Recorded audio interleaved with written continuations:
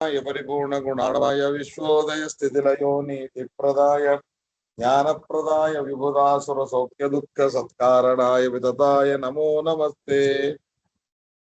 ಅಪಾದಮೂಳಿ ಪರ್ಯಂತಂ ಗುರುಣಾಂ ಆಕೃತಿಂ ಸ್ಮರೆತ್ ತೇನ ವಿಘ್ನಾಃ ಪ್ರಣಶ್ಯಂತಿ ಸಿದ್ಧ್ಯಂತಿ ಚ ಮನೋರಥಾಃ. ಹರಿ ಓಂ. ಯಾರು? ಶ್ರೀ ಗುರುಭ್ಯೋ ನಮಃ. ತಸ್ಮಾದ್ ಅನಾದ್ಯನಂತಂ ಹಿ ತಾರತಮ್ಯಂ ಚಿದಾತ್ಮನಾಂ ತಚ್ಚ ನೈವಾನ್ಯಥಾ ಕರ್ತುಂ ಶಕ್ಯಂ ಕೇನಾಪಿ ಕುತ್ರಚಿತ್. ಅನಾದಿ ಕಾಲದಿಂದ ಅನಂತ ಕಾಲದವರೆಗೂ ಚಿದಾತ್ಮನ ಚಿತ್ ಸ್ವರೂಪರಾದ ಸಕಲ ಜೀವರಾಶಿಗಳ ತಾರತಮ್ಯ ಇದು ಇದ್ದದ್ದೇ.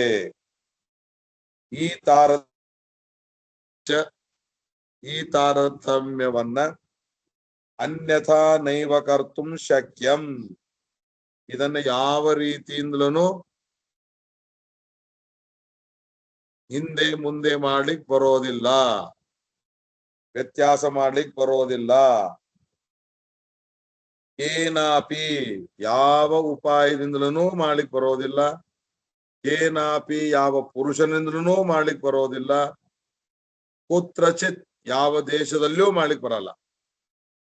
ನಮ್ಮೂರೊಳಗ್ ತಾರತಮ್ಯ ನಿಮ್ಮೂರೊಳಗ್ ತಾರತಮ್ಯ ಇಲ್ಲ ಅಂತ ಅಲ್ಲಿಕ್ ಬರಲ್ಲ. ಯಾವ ಪುರುಷನೂ ಇದನ್ನು ವ್ಯತ್ಯಾಸ ಮಾಡಲ್ಲ. ವ್ಯತ್ಯಾಸ ಮಾಡುವ ಸಾಮರ್ಥ್ಯ ಭಗವಂತನಿಗೆ ಇದ್ದರೂ ಮಾಡಲ್ಲ ಅಂತ ಈ ತಾರತಮ್ಯವನ್ನ ಬಹಳ ಸರಿಯಾಗಿ ತಿಳ್ಕೊಬೇಕ್ರಿ. ನಾವು ಬಹಳ ಸರಿಯಾಗಿ ತಿಳ್ಕೊಬೇಕು. ಪ್ರೋಟೋಕಾಲ್ ನೋಡ್ರಿ ನೀವು. ಪ್ರೋಟೋಕಾಲ್ ಅಂದ್ರೆ ಏನ್ರಿ? ಪ್ರೋಟೋಕಾಲ್ ಅಂದ್ರೆ ತಾರತಮ್ಯನೇ ಇದು. ಪ್ರೋಟೋಕಾಲ್ ಅಂದ್ರ ಯಾರಿಗೆ ಯಾವ ಸಮಯದೊಳಗ ಎಲ್ಲಿ ನಿಂದ್ರ ಅಂತ ಹೇಳ್ಬೇಕು, ಯಾಂಗ್ ಸ್ವಾಗತ ಮಾಡ್ಬೇಕು, ಯಾರು ಸ್ವಾಗತ ಮಾಡ್ಬೇಕು, ಯಾರಿಗ್ ಮಾಡ್ಬೇಕು, ಎಂತವ್ರು ಮಾಡ್ಬೇಕು. ವಾಚ್ಮನ್ ಒಯ್ದು ಮೋದಿ ಕಡೆಯಿಂದ ಮೋದಿಗೆ ಹೂವಿ ಯಾಕೆ ಹಾಕ್ಸಲ್ಲ? ಹಾಕ್ಸ್ರಿ. ಭಂಗಿ ಇದ್ದಾನ, ಕಸ ಬಳಿಯವ್ ಇದ್ದಾನ. ಕಸ ಬಳಿಯವನ ಹತ್ರ ಅವ ಹೋಗಿ ಕೂಡ್ತಾನ, ಅದು ಬೇರೆ ರೀ. ಅವ ಹೋಗಿ ಕೂಡ್ತಾನದ ಮಾತ್ರಕ್ಕೆ ಅವ್ರಿಬ್ರು ಒಂದಾದ್ರು ಅಂತ ಅರ್ಥ ಅಲ್ಲ. ನನ್ನ ಮಾತಿಗೆ ಸರಿಯಾಗಿ ಅರ್ಥ ಮಾಡ್ಕೊಳ್ರಿ ನೀವು. ಕಾಶಿ ಒಳಗ ರಗಡ ಜನರ ಕಡೆಯಿಂದ ಸೇವೆ ಮಾಡಿಸ್ದ. ಅವ್ರ ಬಾಜುಕ್ಕೆ ಕೂತು ಫೋಟೋ ತಕ್ಕೊಂಡ, ಅವ್ರ ಜೊತೆಗೆ ಕೂತು ಊಟ ಮಾಡ್ದ. ನಮ್ ದೇವ್ರ ಇಲ್ರಿ? ನಮ್ ದೇವ್ರ ಎಲ್ಲರೊಳಗೂ ಇದ್ದಾನ. ನಮ್ಮ ದೇವರು ಕೂಡ ಪ್ರತಿಯೊಂದರ ಕಡೆಗೂ ಇದ್ದಾನ. ಮನುಷ್ಯರು ಬಿಟ್ಬಿಡ್ರಿ, ನಾನಾ ತರದ ಪ್ರಾಣಿಗಳಿಗೂ ದೇವರಿದ್ದಾನೆ. ಸರ್ವತ್ರ ಸ್ವಾಮಿ ಎಲ್ಲಾ ಕಡೆಗೆ ಇದ್ದಾನ. ಅವ ಎಲ್ಲಾ ಕಡೆಗೆ ಇರೋದು ಬೇರೆ, ಅವನಿಗೆ ಪ್ರೋಟೋಕಾಲ್ ಕೊಡೋದು ಬೇರೆ. ಹಾಗೆ ಈ ತಾರತಮ್ಯವನ್ನ ಸರ್ವಥಾ ಚೇಂಜ್ ಮಾಡ್ಲಿಕ್ ಬರಲ್ಲ.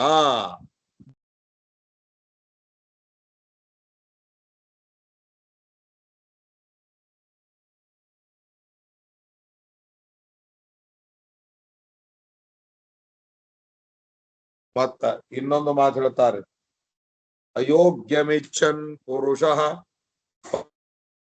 ಸಂಶಯಃ ತಸ್ಮಾದ್ಯೋಗ್ಯಾನುಸಾರೇಣ ಸೇವ್ಯೋ ವಿಷ್ಣು ಸದೇವಹಿ. ಅಯೋಗ್ಯಮಿಚ್ಛನ್ ಪುರುಷಃ, ಇದರ ತಾರತಮ್ಯದ ಬಗ್ಗೆ ವಿವರಣೆಯನ್ನ ನಾನು ಬಹಳ ಕಡೆ ಮುಂದೆ ಬರ್ತದ, ಬಂದಾಗ ಅದ್ರ ಮತ್ತೆ ಅಲ್ಲೆಲ್ಲ ವಿವರಣೆ ಕೊಡ್ತೇನೆ ನಾನು. ಅಯೋಗ್ಯಮಿಚ್ಛನ್ ಪುರುಷಃ ಪತತ್ತೇವನ ಸಂಶಯ ತಸ್ಮಾತ್ ಯೋಗ್ಯಾನುಸಾರೇಣ ಸೇವ್ಯೋ ವಿಷ್ಣು ಸದೇವಹಿ. ಯಾರು ಅಧಿಕವಾದ ಸ್ಥಾನವನ್ನ ಇಚ್ಛೆ ಮಾಡ್ತಾರೋ ಅವರಿಗೆ ಯೋಗ್ಯತೆ ಮೀರಿ ಇತ್ತು ಅಂದರೆ ಅದು ಅನರ್ಥಕ್ಕೆ ಕಾರಣ. ಇದಕ್ಕೆ ಮುಂದೆ ದೃಷ್ಟಾಂತ ಬರ್ತದೆ, ಆದ್ರೂ ನಿಮಗೊಂದು ನೆನಪು ಮಾಡಿ ಕೊಟ್ಟು ನಾನು ಮುಂದೆ ಹೋಗ್ತೇನೆ. ಏನಿದು ಅಯೋಗ್ಯಮಿಚ್ಛನ್ ಪುರುಷ?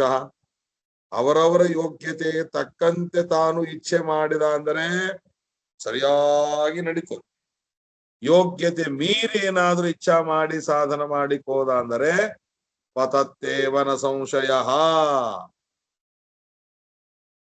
ಎಲ್ಲ ಅವ ಮಾಡಿದ ಸಾಧನ ವ್ಯರ್ಥ ಆಗಿ ಹೋಗ್ಬಿಡ್ತದೆ. ಅದಕ್ಕೆ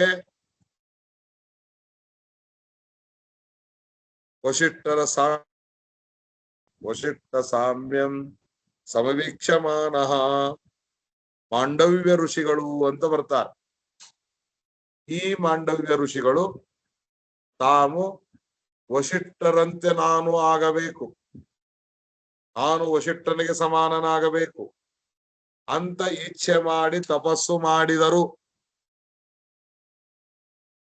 ಆ ತಪಸ್ಸು ಮಾಡಿದಾಗ ಪುಣ್ಯ ಬಂತವರಿಗೆ. ಪುಣ್ಯ ಬಂದಿಲ್ಲ ಅಂತಿಲ್ಲ, ಪುಣ್ಯ ಬಂತು. ಬೀಳ್ಬೇಕಾದ್ರೆ ಒಂದ್ ಮ್ಯಾಲ ಹೋಗಬೇಕಲ್ರಿ, ಮ್ಯಾಲ ಹೋಗದೆ ತೆಳಗ ಹೆಂಗ್ ಬೀಳಿಕ್ ಬರ್ತು? ಮ್ಯಾಲಿಂದ ಬಿದ್ದಾನಂದ್ರೆ ಮ್ಯಾಲ ಏರ್ಯಾನಂತ ಆಯ್ತು ಇಲ್ಲೋ? ಏರೋ ಪುಣ್ಯ ಇತ್ತು, ಏರದ. ಆದ್ರೆ ಏರದ ಮೇಲೆ ಅಲ್ಲೇ ನಿಂದ್ರೋ ಪುಣ್ಯ ಇದ್ದಿದ್ದಿಲ್ಲ. ಅರ್ಥಾತ್ ನಿಂದ್ರೋ ಪುಣ್ಯ ಇಲ್ಲ ಅಂದ್ರು ಒಂದೇ, ಯೋಗ್ಯತಾ ಇಲ್ಲ ಅಂದ್ರು ಒಂದೇ. ಏರೋ ಯೋಗ್ಯತಾ ಅರ್ಥಾತ್ ಏರೋಷ್ಟು ಪುಣ್ಯ ಮಾಡಿದ, ಅಲ್ಲೇ ಖಾಯಾಂ ನಿಂದ್ರುವಷ್ಟು ಮಾಡ್ಲಿಲ್ಲ, ಯೋಗ್ಯತೆ ಇದ್ದಿದ್ದಿಲ್ಲ. ಅದಕ್ಕಾಗಿ ಅದನ್ನ ಮೇಲೆ ಹಾರಿ ಕೆಳಗೆ ಬಿದ್ದರು. ಯಾರು? ಮಾಂಡವ್ಯ ಋಷಿಗಳು. ಏನ್ ಬಿದ್ರು, ಹೆಂಗ್ ಬಿದ್ರು ಅಂದರೆ ಅದಕ್ಕೆ ಅಲ್ಲಿ ಹೇಳುವಾಗ ಹೇಳ್ತಾರೆ, ಬರ್ತದ ಬಂದು ನಿಮಗ, ಆದ್ರೂ ನೆನಪು ಮಾಡಿಕೊಡ್ತೀನಿ ದೃಷ್ಟಾಂತಕ್ಕಾಗಿ. ಹೆಂಗ್ ಬಿದ್ರು ಅವರು ಅಂದರೆ, ರಾಜನ ಅವ್ರ ಆ ಸ್ಥಳಕ್ಕ, ಆ ಊರೊಳಗಿರುವ ರಾಜನ ಹಣವನ್ನ ಚೌರ್ಯರು, ಕಳ್ಳತನ ಮಾಡೋರು ಅಪಹಾರ ಮಾಡ್ಕೊಂಡು ಹೋದ್ರು. ಚೌರ್ಯತನ ಮಾಡುವರು ಅಪಹಾರ ಮಾಡ್ಕೊಂಡು ಹೋಗ್ಬಿಟ್ರು. ಅವ್ರ ಹಿಂದೆ ರಾಜಭೃತ್ಯರು ಬೆನ್ನ ಹತ್ತಿದ್ರು. ಆ ರಾಜಭೃತ್ಯರು ಬೆನ್ನ ಹತ್ತಿದಾಗ ಓಡಿ ಓಡಿ ಓಡಿ ಓಡಿ ಕೊನೆಗೆ ಅವರು ಕಳ್ಳರಂದ್ರು ನಾವು ಸಿಕ್ಕೊಂಡ್ಬಿಡ್ತೇವೆ, ಏನಾದ್ರೂ ಉಪಾಯ ಮಾಡಬೇಕು ಅಂತ ನೋಡಿದ್ರು. ಈ ಶಾಂಡವ್ಯ ಋಷಿಗಳು ಜಪಕ್ಕೆ ಕುಳಿತಿದ್ರು, ತಪಸ್ಸು ಮಾಡ್ತಾ ಇದ್ರು. ಆ ತಪಸ್ಸು ಮಾಡುವ ಮಾಂಡವ್ಯ ಋಷಿಗಳ ಮುಂದೆ ರಾಜನ ಒಡವೆಗಳನ್ನ ಒಗೆದು ಅವರು ಅಲ್ಲೇ ಅದ ಆಶ್ರಮದಲ್ಲಿ ಅಡಿಕೊಂಡು ಕುಳಿತುಬಿಟ್ರು. ಹಿಂದೆ ರಾಜಭೃತ್ಯರು ಬೆನ್ನ ಹತ್ತಿದ್ರು. ನೋಡಿದ್ರು ಅವರು, ನೋಡಿದ್ರು, ಓ ರಾಜನ ಭೃತ್ಯ, ಇದೆಲ್ಲ ರಾಜನ ಐಶ್ವರ್ಯ, ಇವನೇ ಕಳ್ಳ, ನಮ್ಮದು ನಾಟಕ ಮಾಡ್ತಾ ಇದ್ದಾನೆ ತಪಸ್ವಿ ಅಂತ ಹೇಳಿ ಇವನಿಗೆ ಸರಿಯಾದ ಶಿಕ್ಷೆಯನ್ನ ಕೊಡಬೇಕು ಅಂತ ಹೇಳಿ ರಾಜನ ಐಶ್ವರ್ಯ ಹಾಗೂ ಅವನನ್ನು ಕೂಡ ಮಾಂಡವ್ಯ ಋಷಿಗಳನ್ನು ಕೂಡ ಎತ್ತುಕೊಂಡು ಹೋಯ್ತಾರೆ, ರಾಜನ ಮುಂದೆ ಇಡ್ತಾರೆ. ಆಗ ಇವೇ ನಿಮ್ಮ ಐಶ್ವರ್ಯವನ್ನ ಕಳತನ ಮಾಡಿದವರು ಅಂತ ಹೇಳಿದಾಗ ರಾಜ ಅಂತಾನೆ, ಓ ಐಶ್ವರ್ಯ ಎಲ್ಲ ಇವನೇ ಕಳತನ ಮಾಡಿದಾನ, ಹಾಗಾದ್ರ ಇವನಿಗೆ ಗಲ್ಲು ಶಿಕ್ಷೆಯನ್ನು ಕೊಡ್ರಿ. ರಾಜ ವಿಚಾರ ಮಾಡ್ಲಿಲ್ಲ, ಏನು ವಿಚಾರ ಮಾಡ್ಲಿಲ್ಲ, ನಿಜವಾದ ಕಳ್ಳನೋ ಅಲ್ಲೋ ಅಂತ. ಆದರೆ ಹಿಡ್ಕೊಂಡು ಬಂದವರಂತೂ ಅವನು ಭರಿತರೇ ಇದ್ರು. ಇವನೇ ಅಂತ ಹೇಳಿಬಿಟ್ರು. ರಾಜ ವಾಪೆ ಬಿಟ್ಟ, ಏರಿಸ್ಬಿಟ್ರು ಗಲ್ಲ ಶಿಕ್ಷೆ ಇವನಿಗೆ, ಅಪರಾಧ ಮಾಡಿದಕ್ಕಾಗಿ, ಚೌರ್ಯತನ ಮಾಡಿದಕ್ಕಾಗಿ ಗಲ್ಲ ಶಿಕ್ಷೆ ಅಂತ. ಗಲ್ಲ ಶಿಕ್ಷೆ ನಿರ್ಣಯ ಆಯ್ತ್ರಿ. ನಿರ್ಣಯ ಆದಾಗ ಮಾಂಡವ್ಯ ಋಷಿಗಳೊಂದು 5 ನಿಮಿಷ ಟೈಮ್ ತಗೊಂಡ್ರು. ಏನ್ ಟೈಮ್ ತಗೊಂಡ್ರು? ಒಂದ್ 5 ನಿಮಿಷ ಇಂದ್ರು ಅಂತವ್ರು. ಯಮದೇವರಿಗೆ ಕರೆದ್ರು. ಏನಪ್ಪಾ ಯಮ, ನನಗ ಗಲ್ಲ ಶಿಕ್ಷೆ ಕೊಡ್ತಾ ಇದ್ದಾರೆ ಇವರು. ಈ ಗಲ್ಲ ಶಿಕ್ಷೆಗೆ ತಗೋಬೇಕಾದ್ರೆ ನಾ ಏನ್ ಅಪರಾಧ ಮಾಡೀನಿ? ನಿನ್ನ ಚಿತ್ರಗುಪ್ತರು ನಿನಗೇನಾದ್ರು ಬರೆದಿಟ್ಟಿದ್ದು ಹೇಳಿದ್ರ, ನನ್ನ ಯಾವ ಪಾಪವನ್ನ ನೋಡಿಕೊಂಡು ನೀನು ನನಗೆ ಈ ಗಲ್ಲ ಶಿಕ್ಷೆ ಕೊಡ್ತಾ ಇದ್ದಾರೆ? ಗೊತ್ತಿತ್ತು ಅವ್ರಿಗೆ. ಏನ್ ಗೊತ್ತಿತ್ತು?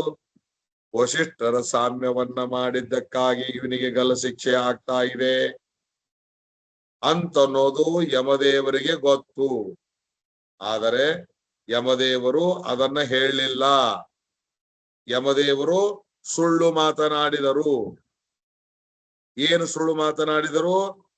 ಅವರಿಗೆ ಭೂಲೋಕದಲ್ಲಿ, ಯಮದೇವರಿಗೂ ಭೂಲೋಕದಲ್ಲಿ ಅವತಾರ ಮಾಡಿ ಬರಬೇಕಾಗಿದೆ, ವಿದುರನಾಗಿ ಅವತಾರ ಮಾಡಿ ಬರಬೇಕಾಗಿದೆ.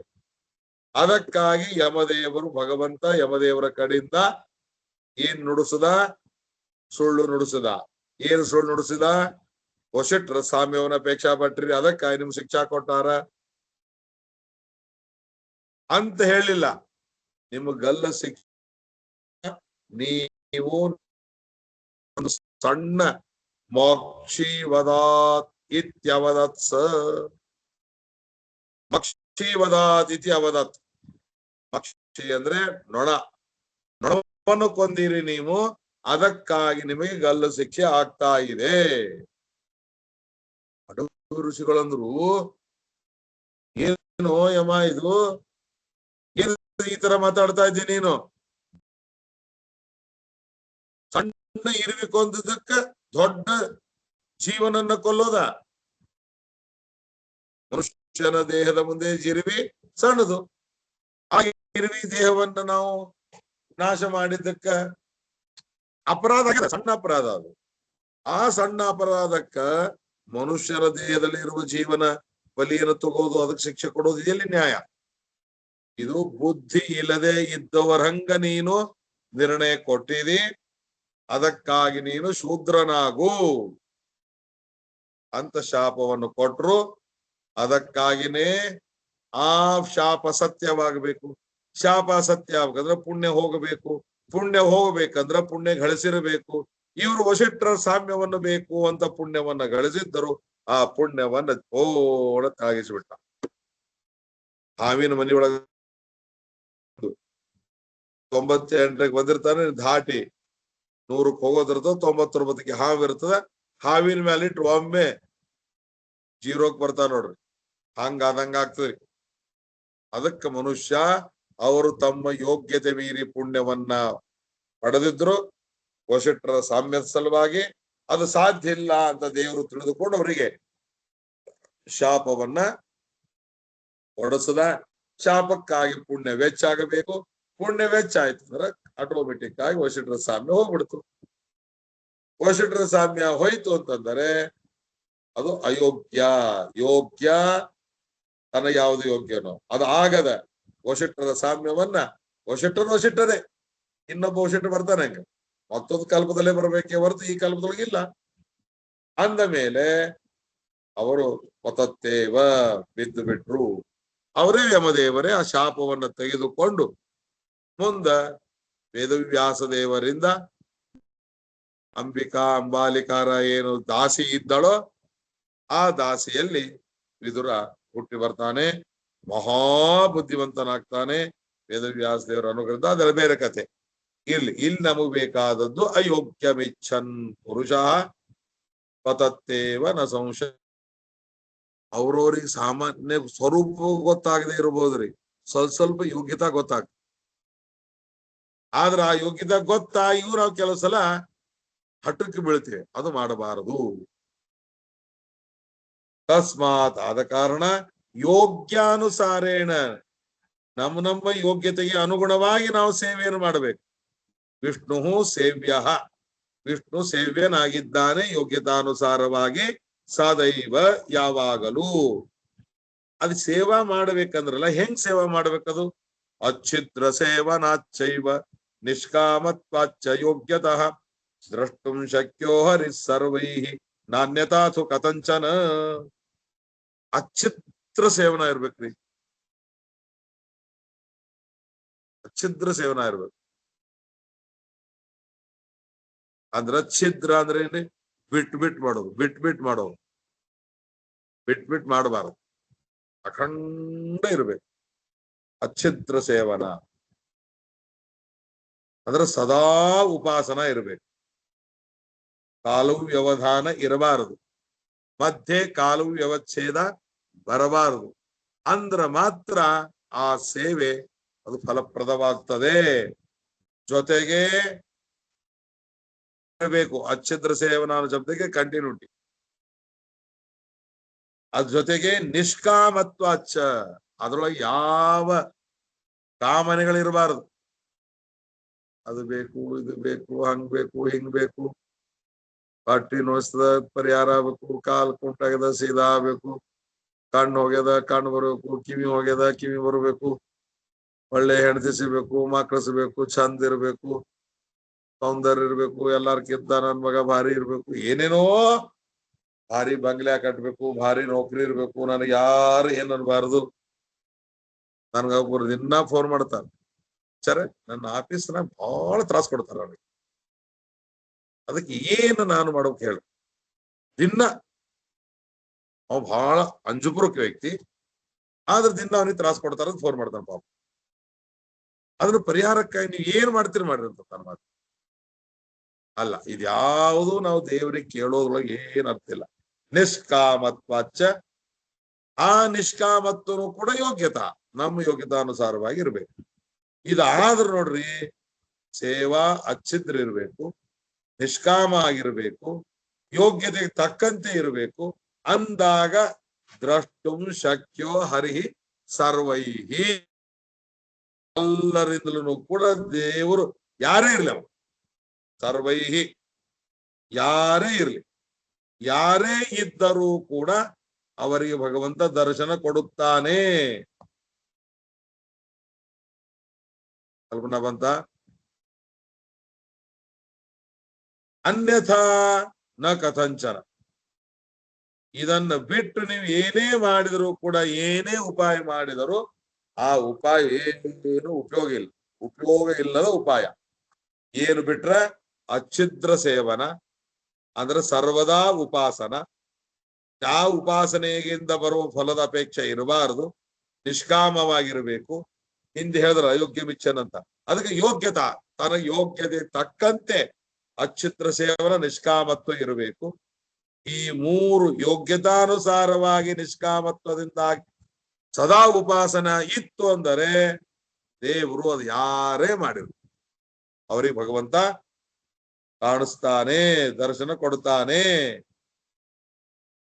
ಅನ್ಯಥಾನ, ಅನ್ಯಥಾ ಅಂದ್ರೆ ಬೇರೆ ರೀತಿಯಿಂದ ಅಲ್ಲ, ಇದನ್ನು ಬಿಟ್ಟು ಬೇರೆ ರೀತಿಯಿಂದ, ಕಥಂಚನ ಬೇರೆ ಇನ್ಯಾವುದಾದ್ರೂ ಉಪಾಯದಿಂದ ಸರ್ವಥಾ ಆಗಲ್ಲ.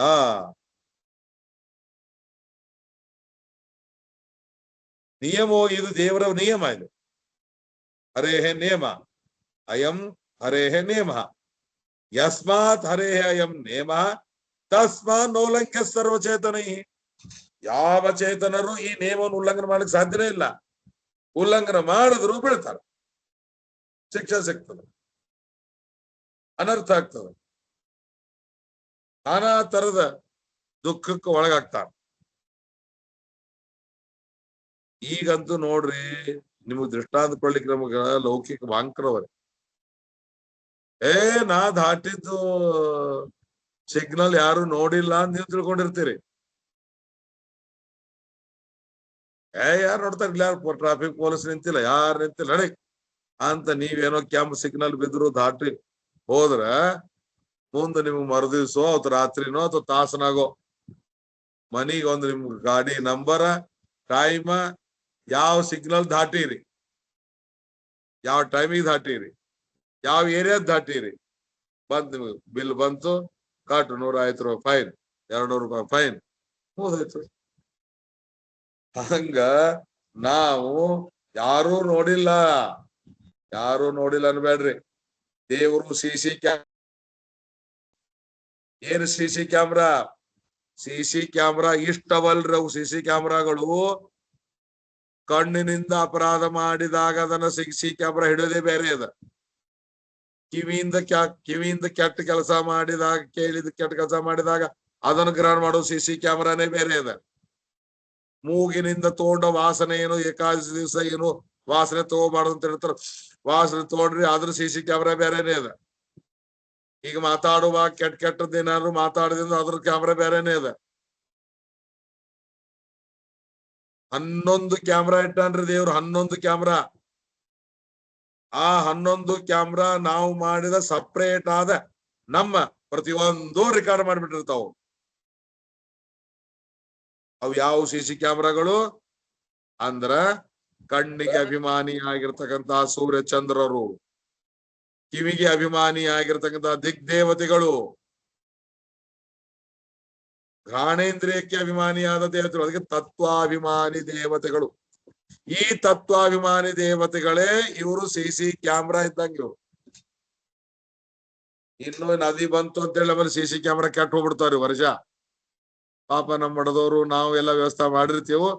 ಅವು 8-10 ಕ್ಯಾಮ್ರಾ ನದಿಯಾಗ ಏನ್ ಇರ್ತಾವ ನೋಡ್ರಿ, ಬಂದ್ ನೀರ ಮುಣಿಗಿ ಹೋಗೋವಿ ಅವು.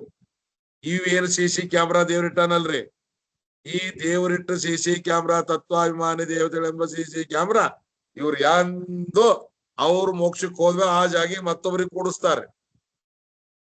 ಅವ್ರು ಬಂದು ಅದ್ರ ರೆಕಾರ್ಡ್ ಕೊಡ್ತಾರ ಮತ್.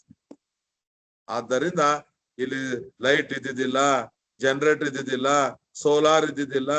ಆದ್ರೆ ಸಿ ಕ್ಯಾಮ್ರಾದ 47 ದಿವಸ ಇರ್ತದ, ಒಂದೇ ತಿಂಗಳು ಇರ್ತದ. ಇಂಥದ್ದೇನು ಇಲ್ಲ. ನಮ್ ದೇವ್ರು ಮೊದಲೇ ಸಿ ಕ್ಯಾಮ್ರಾ ರೆಡಿ ಮಾಡಿ ಇಟ್ಬಿಟ್ಟಾನ. ಗ್ರಹಣ ಆಗಿಬಿಡ್ತದ, ನಾವೇನು ಮಾಡ್ಲಿಕ್ಕೆ ಸಾಧ್ಯ ಇಲ್ಲ. ಈ ನೇಮನ್ ತಸ್ಮಾನ್ ನೋಲಂಘ್ಯ ಸರ್ವಚೇತನ, ಯಾರು ಈ ನಿಯಮವನ್ನ ಉಲ್ಲಂಘನೆ ಮಾಡ್ಲಿಕ್ಕೆ ಸಾಧ್ಯ ಇಲ್ಲ. ಉಲ್ಲಂಘನೆ ಮಾಡಿದ್ರೆ ಈ ದೇವತೆಗಳು ಹಿಡಿದು ಬಿಡ್ತಾರ, ಹಿಡಿದು ಶಿಕ್ಷಾ ಕೊಟ್ಟೆ ಬಿಡ್ತಾರ, ಫೈನ್ ಹಾಕೇ ಬಿಡ್ತಾರ. ಮನಿಗೆ ಹೆಂಗ್ ಫೈನ್ ಬರ್ತ ನೋಡ್ರಿ, ಹಂಗ ನಮಗ ಸ್ವರ್ಗ ನರ್ಕಗಳಲ್ಲಿ ಹಾಕಿ ನಮ್ಮನ್ನು ಶಿಕ್ಷೆ ಕೊಡ್ತಾರ. ಆದ್ರ ನಿಯಮವನ್ನ ಉಲ್ಲಂಘನ ಮಾಡಬಾರದು. ಕೆಂಪು ನಿಯಮವನ್ನು ಬಿದ್ದಾಗ ನಿಂತು ಬಿಡ್ತೀರಿ, ಹಸಿರು ಹಳದಿ ಬಿದ್ದಾಗ ಚಾಲು ಮಾಡ್ತೀರಿ, ಹಸಿರು ಬಿದ್ದಾಗ ಹೋಗ್ತೀರಿ. ಯಾಕಾದ ನಿಯಮ, ಆ ನಿಯಮ ತಪ್ಪು ಅಂದ್ರೆ ಫೈನ್ ಬರ್ತದ. ಹಂಗ ನಮ್ಮಲ್ಲಿಯೂ ಕೂಡ ನಿಮ್ಮ ಯೋಗ್ಯತಾನುಸಾರವಾಗಿ ಮಾಡಬೇಕು ಅಂತ ಹೇಳಿದಾಗ ಆ ಕರ್ಮಗಳನ್ನ ನಾವು ಮೀರಿ ಮಾಡಿದೇವಂದ್ರ ಸಿಗ್ನಲ್ ಮೀರಿ ಹೋದಾಗ, ಸಿಗ್ನಲ್ ಮೀರಿ ಹೋದ್ರ ಫೈನ್ ಬರ್ತದ. ಯಾರು ನೋಡಿಲ್ಲ ಅಂದ್ರ ತತ್ವಾಭಿಮಾನಿ ಇದ್ರು ನೋಡ್ಯಾರ, ನೋಡಿದವ್ರು ಶಿಕ್ಷೆ ಕೊಡ್ತಾರ. ನಿಯಮೋಯಂ ಹರೇರ್ ಯಸ್ಮಾನ್ ನೋ ಲಂಘ್ಯ ಸರ್ವಚೇತನೈ. ಯಾಕ ಸತ್ಯ ಸಂಕಲ್ಪತೋ ವಿಷ್ಣು, ದೇವರು ಸತ್ಯ ಸಂಕಲ್ಪ. ಆ ಸತ್ಯ ಸಂಕಲ್ಪನಾದ ಭಗವಂತ ಅವನು ಈ ಏನು ನೇಮ ಮಾಡಿದ್ದಾನೋ ಈ ನೇಮಕ್ಕೆ ಅವನು ಏನು ಮಾಡಂಗಿಲ್ಲ. ಅನ್ಯಥಾಚನ ಕರಿಷ್ಯತೆ, ಮಾಡಿದವರಿಗೆ ಕೊಡದೇ ಇರೋದು, ಮಾಡದೇ ಇದ್ದವರಿಗೆ ಕೊಡೋದು, ಇದನ್ನೂ ಆಗಂಗಿಲ್ಲ. ಯಾರೇನು ಮಾಡ್ಯಾರೋ ಅವ್ರಿಗೆ ಅಷ್ಟನ್ನೇ ಕೊಡ್ತಾನ. ಒಂದು ಗೂಂಜಿ ಒಂದು ಅಣು ಅಷ್ಟು ಹೆಚ್ಚಿ ಕೊಡಲ್ಲ, ಅಣು ಅಷ್ಟು ಕಮ್ಮಿ ಕೊಡಲ್ಲ. ಅಷ್ಟು ದೇವ್ರು, ನಮ್ ದೇವ್ರು ಸತ್ಯ ಸಂಕಲ್ಪನಾಗಿದ್ದಾನೆ ಭಗವಂತ. ಅನ್ಯಥಾ ಮಾಡಂಗಿಲ್ಲ, ಸ್ವಕೃತ ನಿಯಮಕ್ಕೆ ವಿರುದ್ಧವಾಗಿ ಮಾಡಂಗಿಲ್ಲ. ಯಾರೇನು ಮಾಡ್ಯಾರೋ ಅವ್ರಿಗೆ ಕೊಡ್ತಾನ, ಮಾಡದೇ ಇದ್ದವ್ರಿಗೆ ಕೊಡಂಗಿಲ್ಲ. ಮಾಡದೇ ಇದ್ದವ್ರು ಏನಾದ್ರೂ ತಪ್ಪು ಯೋಗ್ಯತಾ ಮೀರಿ ಮಾಡಿದ್ರ ಅದಕ್ಕೆ ಶಿಕ್ಷೆ ಕೊಡ್ತಾನ. ಹಾಗಾದ್ರೆ ಈ ಭಗವಂತನ ಅಚ್ಛಿದ್ರ ಸೇವನ, ನಿಷ್ಕಾಮ ಸೇವನ, ಇದೆಲ್ಲ ಭಕ್ತಿ ಬಂದಾಗ ಬರುತ್ತದೆ. ಆ ಭಕ್ತಿ ಬರ್ಬೇಕಾದ್ರೆ ಏನ್ ಮಾಡಬೇಕು? ಭಕ್ತಿ ಬರ್ಬೇಕಾದ್ರೆ ಉಳಿದಿದ್ದೆಲ್ಲ ಧರ್ಮಗಳನ್ನು ಮಾಡಬೇಕು. ಏನು ಧರ್ಮಗಳು? ದಾನ, ತೀರ್ಥ, ತಪೋ, ಯಜ್ಞ ಪೂರ್ವಾತ್ ಸರ್ವೇಪಿ ಸರ್ವದ ಅಂಗಾನಿ ಹರಿಸೇವಾಯ. ಭಗವಂತನ ಸೇವೆಯನ್ನ ಮಾಡುವ ಅಚ್ಛಿದ್ರ ಸೇವನ ಅದರದ. ಆ ಅಚ್ಛಿದ್ರ ಸೇವನಕ್ಕ ಇವೆಲ್ಲ ಅಂಗಗಳು. ಯಾವ ಅಂಗಗಳು? ದಾನ ಮಾಡ್ತೀರಿ ನೀವು,